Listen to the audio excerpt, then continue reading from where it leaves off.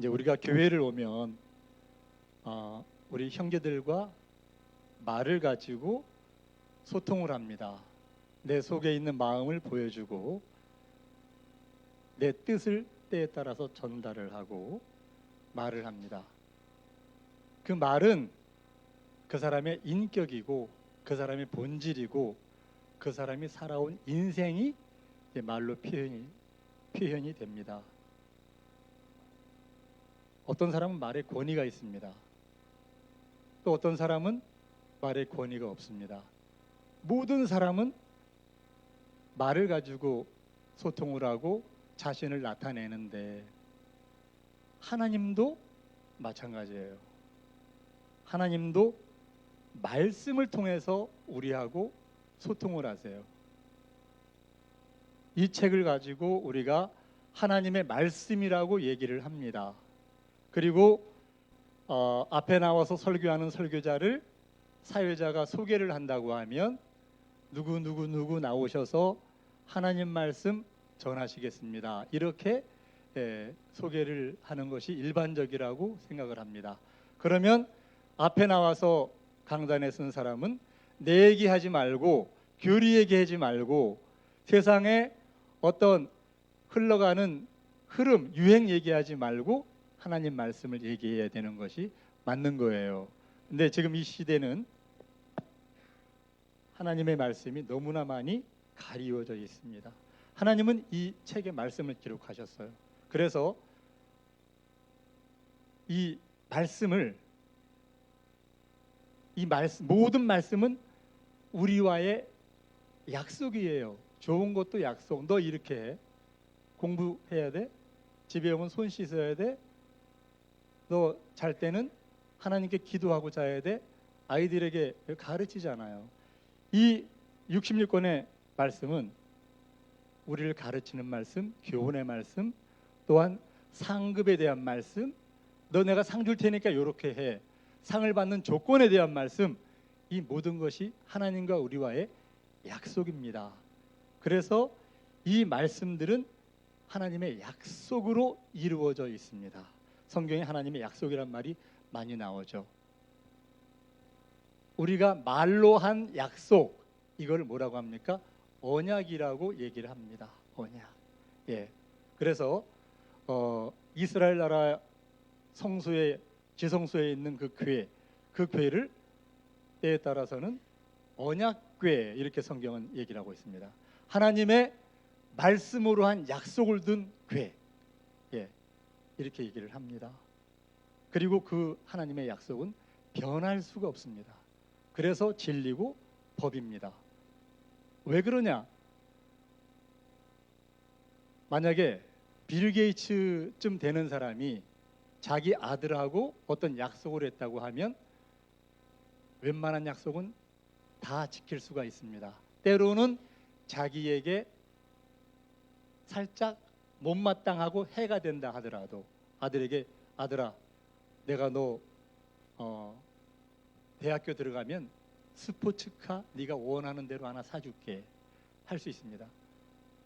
네가 만약에 결혼해서 살림을 나게 되면 내가 너가 사는 집은 깔끔하고 수영장에 딸린 좋은 집 한가한데 하나 만들어 줄게. 빌 게이츠 재산이 많으니까 113조쯤 된대요. 충분히 할 수 있어요. 하나님은 이 약속은 하나님의 아들들하고 한 약속이에요. 우리는 하나님의 아들들이에요. 그리고 그분은 능력이 많으신 분이에요. 못하시는 게 없는 분이에요. 그러니까 하나님은 이 성경에서 기록한 모든 말씀을 다 지킬 수 있는 그런 넉넉한 능력이 있는 분이세요. 그래서 하나님의 말씀을 붙들고 눈에 보이는 것이 없다 하더라도 기도할 때 응답이 이루어지는 거예요. 인간의 생각하고 상관이 없어요. 앞에 홍해가 가로막고 있어서 도저히 이제는 죽을 수밖에 없는 환경이 됐다 하더라도 하나님 말씀에서 홍해의 지팡이를 홍해를 향해서 뻗고 건너가라. 내가 너희들을 살려주겠다. 그 말씀 믿고 가면 되는 거예요. 반석을 치라고 하면 치면 되는 거예요. 하나님 말씀, 하나님의 이 언약은 능력이 있습니다. 그래서 우리가 성경에 나온 모든 말씀은 하나님이 능히 이루신다고 믿는 마음으로 우리는 성경을 봐야 된다고 합니다. 하나님은 자기가 한 말은 법이에요. 법. 예. 옛날에 이 땅의 임금들도 자기가 만든 법, 자기가 도장 찍었으면 그 법을 변개치 못하잖아요. 하나님은 이 성경의 말씀을 변개하실 수가 없습니다. 그러니까 우리는 이 말씀을 붙들고 이 땅에서 중요한 거는 하나님을 믿고 아는 것도 참 중요해요. 그런데 이 땅의 삶이 너무 어렵다 보니까 사실은 중간에 타락하는 사람, 하나님 멀어지는 사람 많이 봤어요. 제일 중요한 거는 내 구원을 끝까지 유지하고 내가 죽는 그날까지 하나님 손을 붙잡고 가는 게 제일 중요한 것 같더라고요. 작은 것 같지만 이게 제일 가장 기본인 것 같더라고요. 이 말씀을 약속을 붙들고 끝까지 가는 거, 예, 이 말씀은 바로 하나님 자신이라는 거 우리는 잘 알고 있습니다. 태초에 계신 그 말씀이 하나님과 함께 계셨고 내 입에서 나오는 말이 바로 나이듯이 하나님의 입에서 나온 하나님의 성경을 통해서 우리에게 전달된 이 말씀 바로 하나님이에요. 그러니까 우리가 성경을 읽으면서 이 말씀을 하나하나 보면 이 말씀이 전부 다 하나님이 직접 나에게 하시는 말씀이다, 이렇게 아셔야 돼요. 자, 그런데 그 엄청난 말씀을 하나님은 우리에게 맡기셨어요. 이제 이 말씀 맡은 자에 대해서 우리에게 주시는 은혜에 대해서 생각을 해볼 텐데요. 첫째, 그 말씀을 우리에게 맡기셨다. 누구에게? 나에게 맡기셨다. 한번 따라해 보세요. 나에게 맡기셨다. 나에게 맡기셨다. 예, 나에게 맡기셨어요. 예. 왜? 나는 표면적인 유대인은 아니지만 이면적인 유대인이기 때문에 여기 말씀에 이면적인 유대인들에게 하나님께서는 말씀을 맡기셨다고 얘기를 하고 있습니다. 원래 하나님의 약속은 전 세계 민족 중에서 유대인들 딱 하나밖에 없어요. 미국 사람들에게도 하나님의 약속 없고 한국 사람들도 하나님 약속 밖에 있는 사람들이에요. 그건 옛언약 시대나 새언약 시대나 마찬가지예요. 그러나 우리가 모든 사람에게 만민에게 열려 있는 구원의 복음을 듣고 믿고 받을 때 아브라함의 자손이 되고 이면적인 유대인이 되어서 그 하나님의 약속 안에 들어가는 거예요. 구약 시대에는 선민을 선택하면서 할례를 통해서 할례 받는 사람들이 선민으로 들어올 수가 있었어요. 종도 애굽 사람도 상인도 누구도 할례를 받으면 선민으로 들어올 수가 있었어요. 자, 할례는 영원한 언약입니다. 예, 하나님은 이건 영원한 언약이야. 그러면 이걸 변개하실 수 없어요. 그래서 우리도 할례 받아야 하나님의 선민으로 들어가는데 우리는 침례를 받음으로 옛날 사람들은 육체의 일부만 베어서 버렸지만 우리는 내 온 몸을 옛사람을 물속에 완전히 잠그고 버리고 새 사람이 된 신령한 할례, 그리스도의 할례를 받은 사람들이에요. 그래서 우리는 어떤 자격이 있습니까? 말씀을 맡을 자격이 있어요. 이면적인 유대인들이기 때문에 우리 모두가 하나님의 말씀을 맡은 자들인 줄로 믿으시기를 바랍니다. 자, 이 말씀을 맡은 사람들이 사람 개인에 다 역량이 달라요. 다르기 때문에 하나님은 그릇대로 사용을 하십니다. 그릇대로. 74년도에 여의도 광장에 미국의 빌리 그레함이라는 사람이 왔는데 그 현장에 제가 전도지를 돌리면서 처음부터 끝까지 참석을 했습니다. 그때 그 자리에 모인 사람이 굉장히 많은데 아마 몇십만 이상 모였을 거예요. 자, 어떤 사람은 그렇게도 쓰여요. 참 복음을 들었든 잘못된 복음을 들었든 그 분야에서 자기의 그릇을 키운 사람들이 그렇게 쓰여요. 저는 우리 교회가 마지막 시대 이 땅에서 하나님의 처음 전파된 말씀으로 순결한 사도행전적이고 오순절적인 말씀으로 이 땅을 회복시킨다는 저는 확신을 가지고 있습니다. 그걸 누가 할 거냐? 내가, 우리 모두가 말씀 맡은 자라는 그런 사명을 갖고, 주여, 제단숯불이 내 입술에 닿았습니다. 나 뜨거워 살 수가 없습니다. 저 가겠습니다. 예, 내 입술에 불이 떨어졌는데 어떻게 앉아 있을 수가 있겠어요? 뭔가 해야 되지 않겠습니까? 예, 그런 믿음으로 우리가 하나님께서 쓰시는 일에 우리는 사용되어질 수 있을 줄을 믿습니다. 예, 여기 있는 모두가 그런 식으로 사용이 되었으면 좋겠어요. 그래서 이 땅에 죽음과 사망을 해결하는 교회, 하나님 나라의 문이 되는 교회, 그런 교회가 우리가 될 줄을 저는 믿고 있습니다. 하나님의 약속은 크게 두 가지로 나눌 수가 있습니다. 하나는 상급에 대한 약속이고요, 하나는 이 상급을 받기 위한 조건에 대한 약속이에요. 우리 교회는 지금 멀리서 오시는 분들이 많으세요. 저는 여주에서 오시는 우리 집사님 뵈면 가실 때 3시간을 전철 타고 굽이굽이 가셔야 되는데, 연세도 조금 들으셨는데 얼마나 힘드시겠어요. 전철 몇 번 갈아타고. 그러나 그 길이 하나님을 만나는 길이기 때문에 힘들지 않을 수 있어요. 예. 그 길이 하나님의 약속에 들어가는 길이기 때문에 힘들지 않을 수 있다고 저는 생각을 해요. 예. 이 하나님의 약속 두 가지인데, 하나는 상급에 대한 약속이에요. 하나는 이 상급을 받기 위한 조건에 대한 약속이에요. 상급에 대한 약속 첫 번째는 너를 아들 삼겠다는 거예요. 너를 아들 삼겠다. 여러분, 그냥 모두가 하나님의 아들이라고 얘기하니까 하나님의 아들이 어쩌면 평범해 보일 수가 있고 일반적일 수가 있어요. 그러나 이 하나님의 아들이 된다는 거 엄청난 거예요. 하나님의 아들. 이번에 신격호 회장이 죽으면서 많은 걸 남겼어요. 그에게 4명의 자손이 있는데 신격호 회장의 그 자손을 그 유산을 4명이 나눠 가지면 제가 보기에 평생 일 안 하고 먹어도 그 돈 다 못 쓸 것 같아요. 그렇게 많아요. 그런데 하나님의 아들이 되면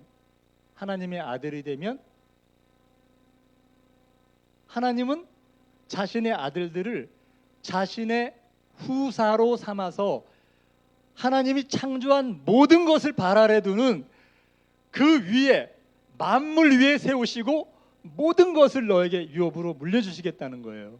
여러분, 엄청난 거 아닙니까? 우리 목사님이 이 말씀을 하시면서 항상 가슴이 떨리지 않느냐는 식으로 질문을 하시는데, 이게 지금 여러분 가슴에서 느껴지시나요?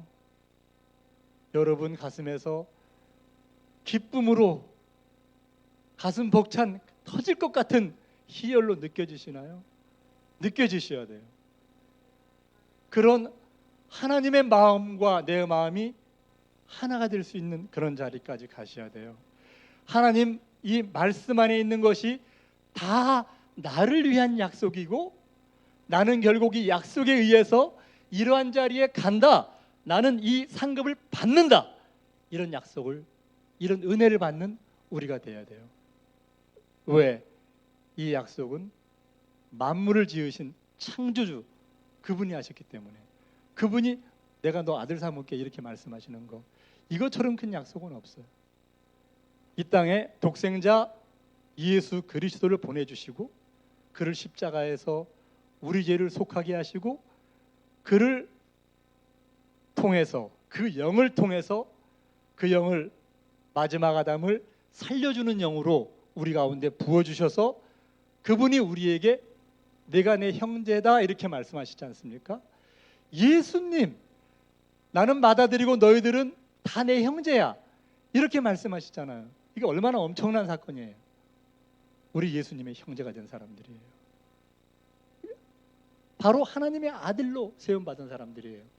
이게 이 땅에는 많은 사람들이 살고 있는데 이 많은 사람들에게 아들이 되는 길을 활짝 열어놓으셨어요. 하나님은.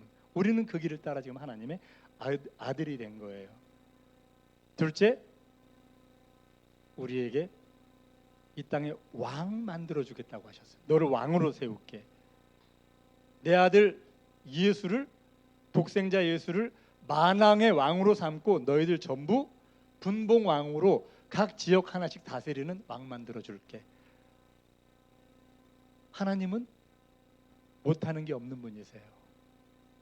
앞으로 이 온 우주를 하나님의 충만함으로 채워가실 때 이 바다와 강가에 있는 모래처럼 많은 이 우주의 엄청난 위성들, 이 위성들을 하나님이 하나님의 신령한 나라로 채워가실 때 이것 다스리는 왕으로 우리를 세우시겠다는 거예요.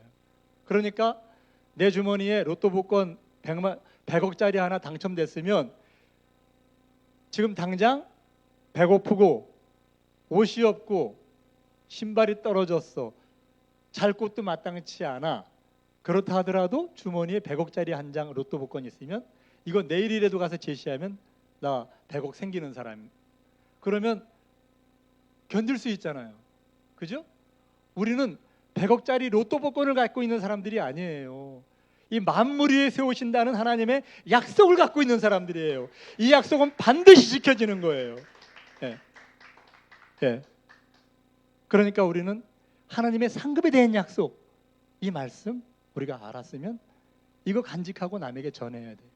너 교회 나오면 하나님께서 너에게 이런 복을 주실 거야.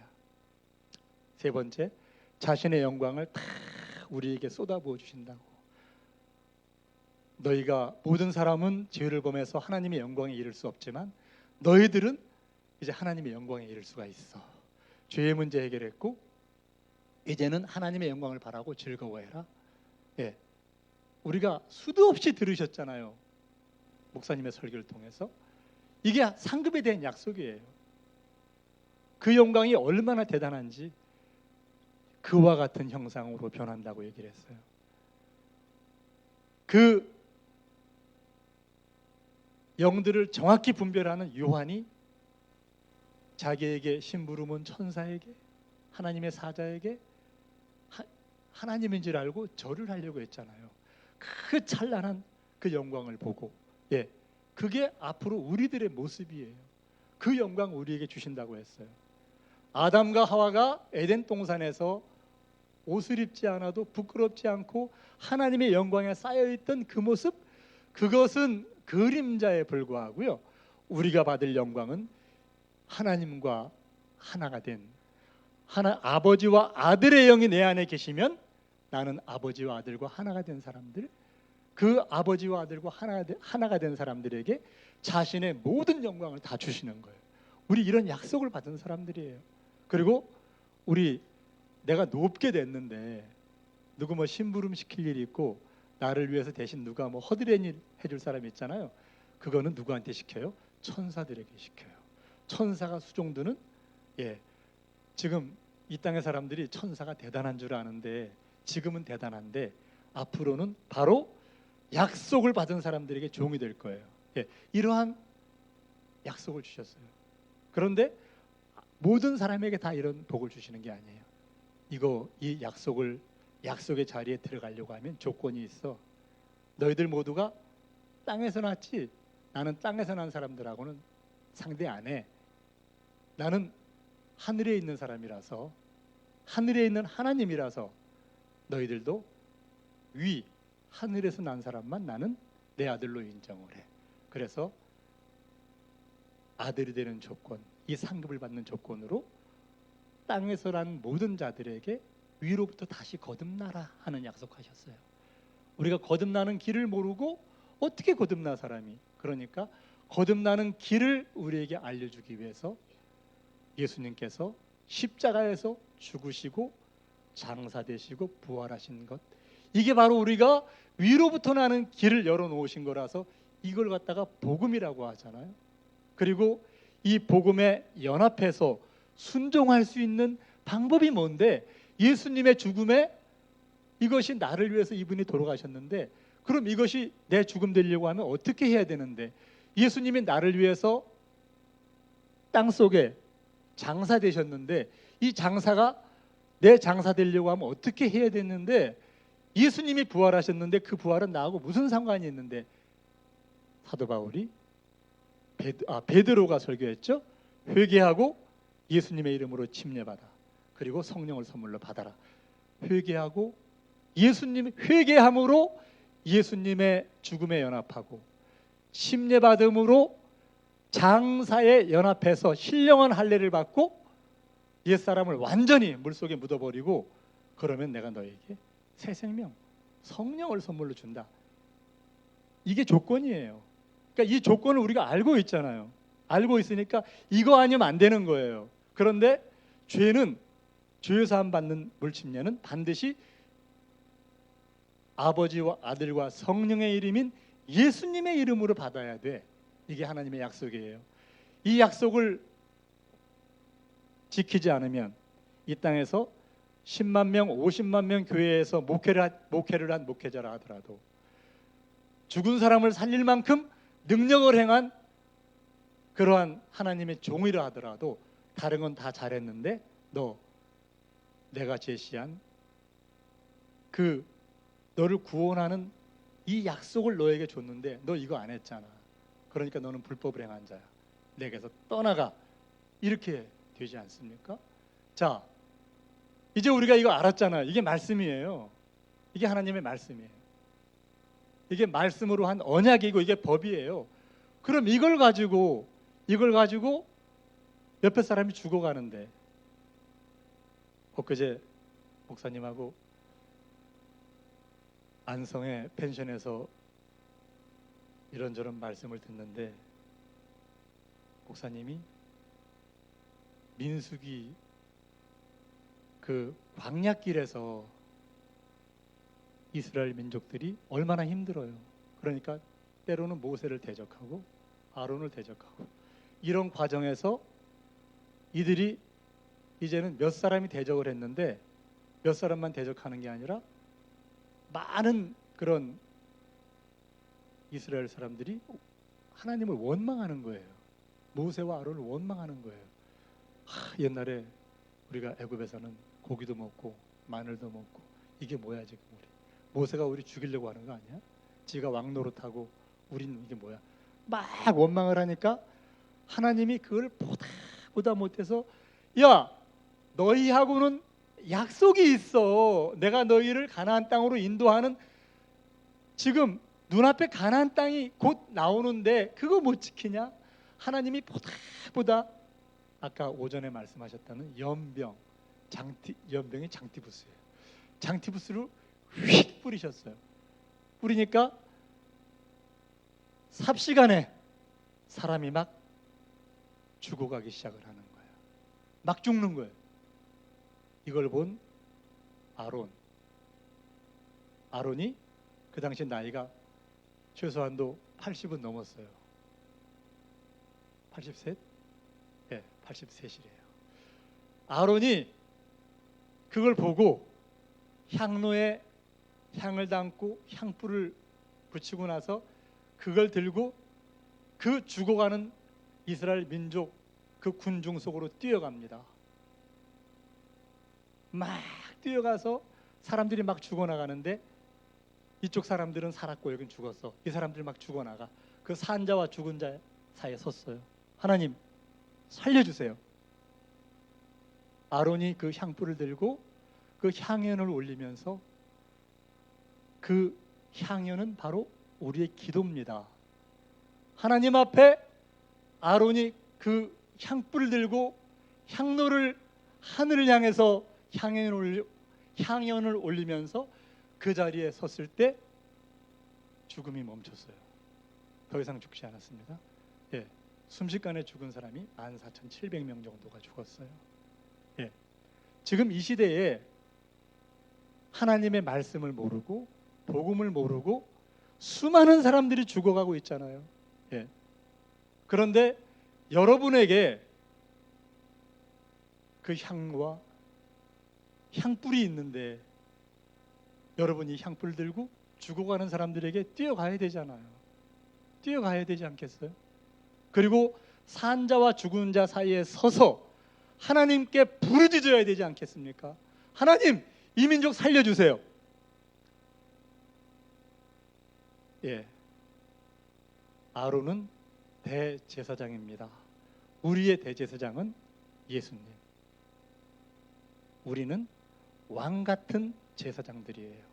그러니까 예수님은 이 땅을 모든 민족을 다 구원하는 큰 사명을 감당하셨는데 우리 왕 같은 제사장들은 내가 있는 자리에서, 내가 있는 나라에서, 내가 있는 회사에서, 내가 속한 단체에서 산자와 죽은 자 사이에 서야 된다고 생각을 합니다. 그들을 위해서 말씀의 향연을 하늘을 향해서 띄워내야 된다고 생각을 합니다. 자, 하나님 구원 안에 들어가려고 하면 이 하나님의 약속을 지키는 것밖에 방법이 없고, 이걸 모르는 사람들, 지금 우한폐렴이 많은 사람들을 힘들게 하는데 이거를 고치는 약을 여러분이 들고 있다고 하면 이 약을 죽어가는 많은 사람들에게 나누어 주지 않겠어요? 그래서 올해 1년 동안 내가 하나님의 말씀을 맡은 자라는 고백을 하는 삶을 살았으면 좋겠어요. 예수님의 심장을, 하나님의 마음을, 죽은 사람을 위해서도 눈물을 흘리고 자기를 십자가에 못 박는 사람들을 위해서도 아픈 사람들을 찾아가시고 그 국리를 여기는 그 마음, 그 예수님의 심장을 우리가 가졌으면 좋겠어요. 주님, 나는 하나님의 말씀을 맡은 자입니다. 내 그릇은 비록 크지 않지만 내 옆에 있는 동료에게 듣든지 안 듣든지 이 말씀을 전하겠습니다. 주님, 저는 할 수 있는 게 전하는 것밖에 없습니다. 사람의 마음을 아시는 주님, 이 사람 마음 움직여 주십시오. 이 사람 마음 하나님께로 돌이켜 주십시오. 기도하면서 내가 할 수 있는 일을 해야 되지 않겠습니까? 이게 바로 하나님의 말씀을 맡은 사람들이 해야 될 일이잖아요.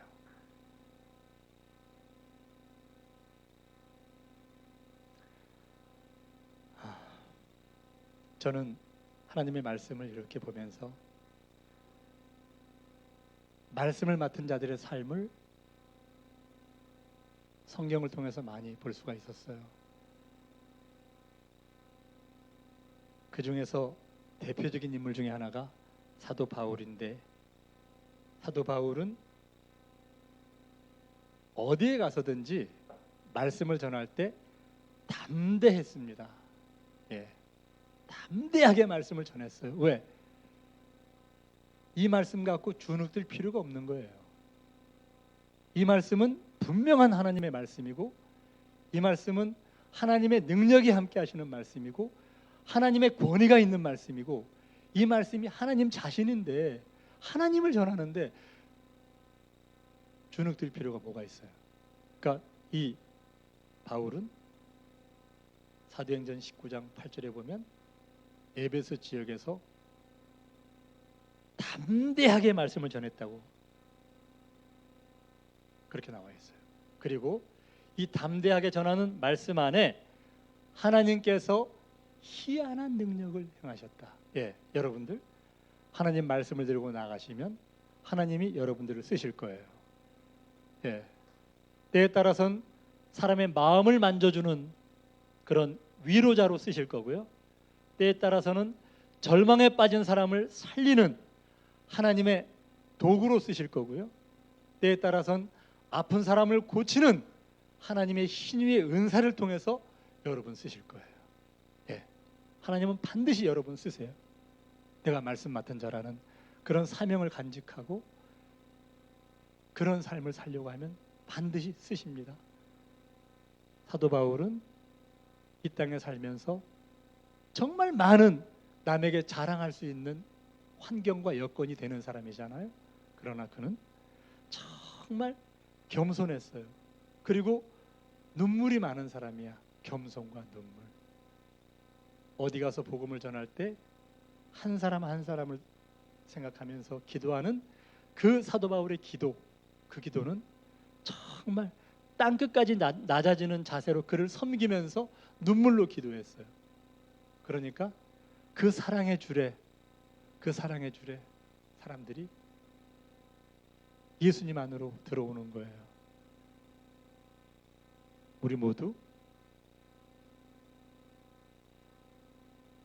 이러한 정말 내 형제를, 내 이웃을 눈물로 섬기는 그러한 예수님의 마음을 가졌으면 좋겠어요. 그 마음을 가지면 내가 부족하다 하더라도, 내가 뭘 잘 몰라도 마음이 통할 수가 있어요. 예수님의 심장을 갖는 우리가 됐으면 좋겠습니다. 오늘 이런 말씀을 드리면서 여러분 결단하십시오. 올해 저는 하나님의 말씀을 맡은 자로서 살겠습니다. 하나님의 말씀 나에게 맡겨주셨는데 할 수 있는 거 저 하겠습니다. 그런 고백하는 시간이 우리 모두 오늘 결단하셨으면 좋겠습니다. 사도 바울은 이 말씀을 전하면서 나 이 말씀을 위해서 죽을 것도 각오했다 이렇게 얘기했어요. 사도 바울은 실제로 자기 생명을 하나님의 제단에 드렸습니다. 한 알의 밀알이 땅에 떨어져서 많은 새싹을 내고 많은 결실을 하듯이 한 알의 밀알이 땅에 떨어지지 아니하면 그냥 그대로 한 알밖에 없잖아요. 사도 바울은 그 한 알의 밀알의 삶을 살았어요. 사도 바울은 이방인들을 구하기 위해서, 그들의 생명을 살리기 위해서, 그들을 사망에서 생명으로 옮기기 위해서 제물로서의 삶을 살았어요. 제물. 예수님이 이 땅에 오셔가지고 끊임없이 예수님께서 목표를 정해놓고 간 길이 바로 십자가의 길 아닙니까? 그분은 어린 양으로, 유월절 어린 양으로 이 땅으로 오셨어요. 예수님 정도의 큰 그릇이면 구약시대에 하나님께 드리는 제물 중에서는 양도 있지만 염소도 있고 소도 있어요. 소. 예수님은 큰 황소쯤 돼도 되시잖아요. 예수님은 어린 양으로 이 땅에 오셨어요. 자기를 잡는 자, 자기가 끌려갈 때 어린 양은 목에다 칼을 들이대도 인상 한번 안 쓰고 그 맑은 눈으로 선하게 웃으면서 죽어간대요. 예수님은 자신을 완벽하게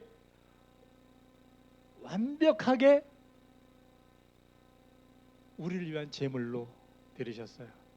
그러니까 우리 마음속에 그 예수님의 마음을 갖는다고 하면 우리도 다른 사람을 섬기는 삶을 살 수 있다고 생각을 합니다.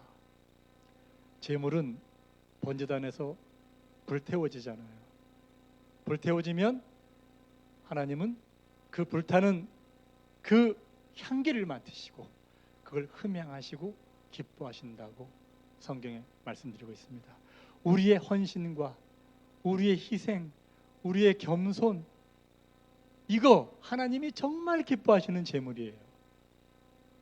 말씀을 맡은 자는 이런 삶을 살 수 있다고 생각을 합니다. 교회의 부흥,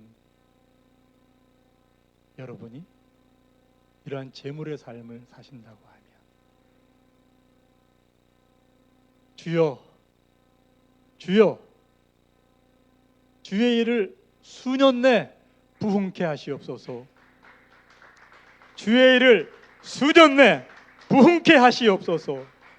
주님께서 그 기도 들어주실 수가 있습니다. 때를 얻든지 못 얻든지 너는 전파하라, 외쳐라. 죽은 자와 산 자 사이에 뛰어가서 향로를 들고 하나님을 향해서 외쳐라. 이 말씀을 순종하면 우리 교회는 사람들을 살리는 생명의 강이 될 수가 있습니다. 이 사명을 감당하고 말씀 맡은 자의 역할을, 그 사명을 감당하시는 우리 모두가 되시기를 예수님의 이름으로 축원을 드립니다. 다 같이 통성으로 기도하시겠습니다.